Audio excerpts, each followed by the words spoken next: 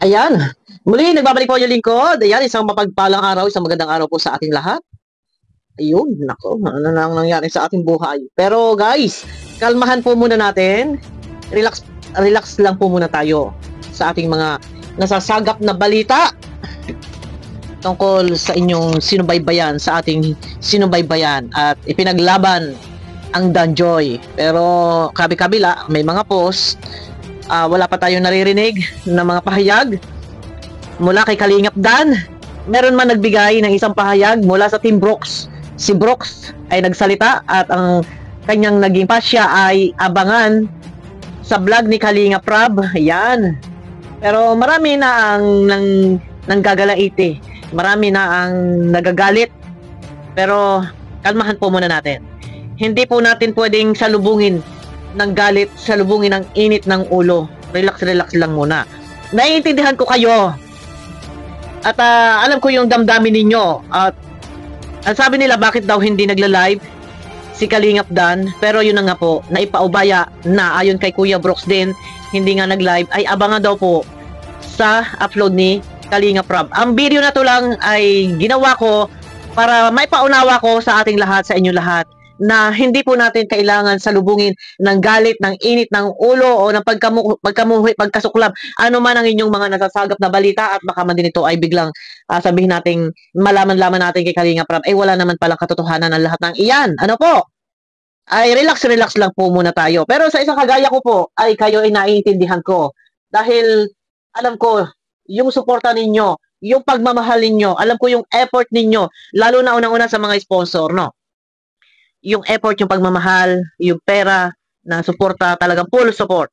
Ang mga viewers din, full support, nandyan na, nagmamarathon. Yan. Relax lang muna tayo, guys. Wala man tayo naririnig pa na balita, na sagot, pahayag mula kay Kalingap Dan. Pero, ang akin lang naman, siguro, kung ito ay wala man katotohanan, agaran, agad-agad, magbigay ng paglilinaw siguro. Yun lang yung aking hinahabol. Yun lang din yung gusto kong mangyari. Kung walang katotohanan, agaran na magbigay, agad-agad. Sana muna ng paglilinaw kahit konting pahayag lang mula kay Kalingap Dan. Or sana kung nag-live si Kuya Brooks, konting pahapyaw, nang sa ganon, maibsan. Nagets nyo ako? Nasa ganon maibsan yung naguhuramintadong damdamin ng mga Danjoy supporters. Yun yung aking gusto sana ding mangyari. Kung ito ay walang katotohanan, no? Kung walang katotohanan, magbigay ng konting pahayag nang sa ganon hindi lumalagablab yung bugso ng damdamin. Ano yung mga bugso ng damdamin na yon? Yung galit. Pero nananahimik at ipinaubaya kay Kalingap Rab, ganun pa man, wala tayong magagawa kung hindi irerespeto at igagalang po natin ano man ang kanilang maging pasya or maging desisyon. Ano ba itong issue na to? Ito ay patungkol sa di umano. Si Kalingap Rab daw ay my girlfriend at di umano, ayon sa mga chismis, di umano ay buntis daw kuno. Ayon sa mga balita, gaano ito katotoo? Yun ang tanong. Ay kung ito ay hindi totoo, ay malalaman natin. Kung agad ay merong nagbigay ng kaunti pahayag ay hindi totoo. Hindi na totoo. Stop, tigil. Yun lang. Pero ang akin nga, bakit kay Kalingap Rab? Ano yun, final decision? Ano yung final, may ending na ba? Magwawakas na ba ang Danjoy? Hindi natin alam, guys. Ganun pa man. Naiintindihan ko damdamin ng ating mga minamahal na viewers na mga maka-Danjoy. Kalmahan po natin, guys. Huwag pong pairalin yung bugso ng galit. Hindi, isang kagaya ko reaktor, hindi ako po pwedeng magiging one-sided. Kailangan ninyo neutral po natin. Nasa ganun ay patas, no? Hindi tayo pwedeng one-sided dito. Dahil kahit paano, alam ko naman, noon pa, kayo, sobrang pagsuporta at pagmamahal ninyo sa Danjoy. So, dahil lang sa isang iglap, at tayo nakabalita na di umano, ayon daw, ay kuno ay mayroon daw girlfriend at di umano daw ay buntis. Ay, ito ang aking masasabi doon. Kung ito man ay may katotohanan, ito guys, para sa akin, ang love team ito ay trabaho lang. Isang love team, teamwork. Sa madaling salita, ang sabi ni Kalingap Rab, ang kanyang channel ay sinamahan niya ng strategy. Love team, ito ay isang uri pa din ng charity works. No, strategy lang yung kanya. So, pag sinabi love team, teamwork, Swertihan na lang po kung magkatuluyan. At kung minamalas-malas or talagang naandyan, huwag tayong mag-expect na talagang magiging sila. Kung meron man po mga tayo napanood na kiligan at nagkakaroon ng aminan na di umano ay sila na at di umano ay napapamahal na, part po yan ng love team. Scripted ba? Anong scripted? May script. Part ng love team. Kung natatandaan niyo, sabi ko nun, pwede tayong kiligin, wag lang seryosohin. Baka sabihin niyo, Bopil, bakit parang hindi ka apektado? Yes, bakit ako maapektuhan? Di ba nga, tinuruan ko na yung sarili ko. Ako pa mismo nagsasabi sa inyo, pwedeng kiligin. Huwag lang seryosohin dahil ito ay isang love team, teamwork. Ginagawa ang love team to support beneficiary para lang makakuha ng support para kay Joy. Salamat sa mga sponsor. Salamat sa mga marathoners. Thank you din kay Kalinga Prab. Salamat din kay Joy. Yan, nakapagbigay sila, si Kalingap Dan, si Joy, ng kaligayahan sa mga viewers. Yun. Pero hindi pa matatapos ang ating pagpapasalamat dahil hindi natin alam na baka ipagpatuloy o tuloy-tuloy ang Dan Joy. Issue lang ito. Noon pa man ay issue na, hanggang ngayon issue pa rin. No. Matitinag ba? Sana hindi totoo. Pero kung totoo, no problem. Bakit? Ha? Eto guys, kung sa part ko naman, kung halimbawa man na ito ay totoo, na si Kalingap Dan nga ay may girlfriend at di umano daw ay buntis na, walang problema. Panahon na din. Panahon na rin. Siguro nga ay ika nga si Kalingap Dan ay line of 3 na, napag-iwanan na ng panahon. Na kung totoo siya dapat sa edad ni Kalingap Dan ay siya ay sana ay may agay-agay na, may anak na. Kailan pa? Nagkakaroon ng anak. Oh. For years, hihintayin si Joy, hindi natin masasabi yung panahon, yung pagkakataon. No, yung mag-asawa nga, kasal na, naghiwalay pa. Wag mo na tayo magsisihan, wag mo nang magmurahan, wag po magsumbatan. Pero naiintindihan ko yung damdamin nila. Pero sabi ko nga sa inyo, yung neutral natin, babalanse tayo kasi kahit naman papaano nakatulong. Yun na lang po ang tingnan natin. Nakatulong si Kalingap Dan kay Joy. Dahil kung ibabalikan po natin yung love team ni Joy before kay David, wala gaanong sponsor at hindi nag-click. Pero sa 11 months na happy together, eto na, Dan Joy ay malaking malaking blessings para kay Joy. Yun na lang po tingnan natin. Maraming salamat sa mga sumuporta. No. At tanggapin natin ano man ang maging kalabasan, ano man ang maging desisyon. Kung ito man ay totoo, ay di wow. Ganun na lang. Kung hindi man totoo, ay di wow. Ayos yan, tuloy. Pero, yun na. Ang akin lang naman ito guys, serious tayo. Huwag tayong masyadong umasa. Love team yun eh. Nandun normal na mag-I love you-han, pero nagyayakapan. Parang showbiz ba? Parang sa showbiz lang na talagang nagsisiping pa sa kama. Alam nyo yun? Yung mga eksena nung araw, mga pelikula.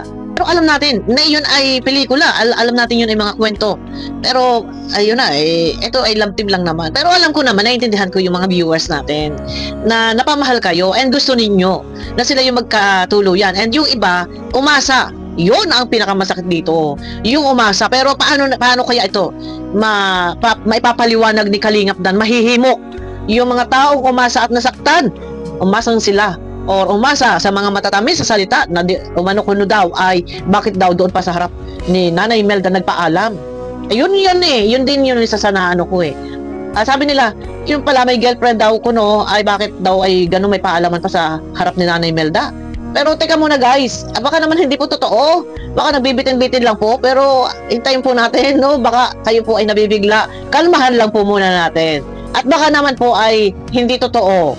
Ayan, no? Baka naman po ay hindi totoo. Kalmahan lang po natin. Pero ganun pa man, 11 months, dapat 11 months na happy together. Ayan. So, hindi naman siguro ganun kadali na magwawakas na meron luha. Ay, baka naman po tayo ay namamali lang sa ating mga sagap balita. Baka naman po wala. Habangan na lang po muna natin guys. Huwag po natin salubungin ng galit. Teka muna, relax lang po muna tayo. Pero paalala ko lang muna, no? Isang halimbawa, kung totoo, panahon na din naman, ay bakit baga, paghihintayin pa natin si Kalingap Dan, ay kung gusto na, ay masasabi ba natin kung talagang panahon na ang nag-aadya? Ay paano gagawin natin? Ay tayo ba'y meron pinanghahawakan na si Joy at si Kalingap Dan ay talagang ay may sumpaan na walang iwanan hanggang sa kamatayan ay wala naman eh. Love team lang baga ito. Pero yun na, relax lang po muna tayo. No, relax muna tayo at mag-abang po tayo. Kasi kaya naman ako nakagawa ng video kasi ang dami na talaga nagpo-post sa mga Facebook group, ayang ganyan. Ay wala pa po tayong alam eh. Wala pa nagsasalita at ipinaubaya. Ang pa siya ay nakikalinga, prab. Ito kaya lang naman ako nagsalita para pakalmahin. Kalma lang po muna tayo. At baka naman nga ay hindi totoo. Yun, no. Kasi mahirap tayo babase lang sa kwento. Yung taong involved doon, eh baka mamaya ay hindi naman pala totoo. Oh, di ba? Ito ay isang malaking ano to. Viral na naman ngayon si Kalingap Dan. Viral ang Danjoy. Yun. Pero guys, ang akin lang ay kung totoo man o hindi ay huwag tayong magpapaka-romentado. Kasi alalahanin po natin yung tema po ng kwento, yan po ay sabihin na natin ng love team lang, walang seryosohan. Swertihan na lang kung magkakaroon ng seryosohan. Pero saan nga ba nanggaling yung mga impormasyon?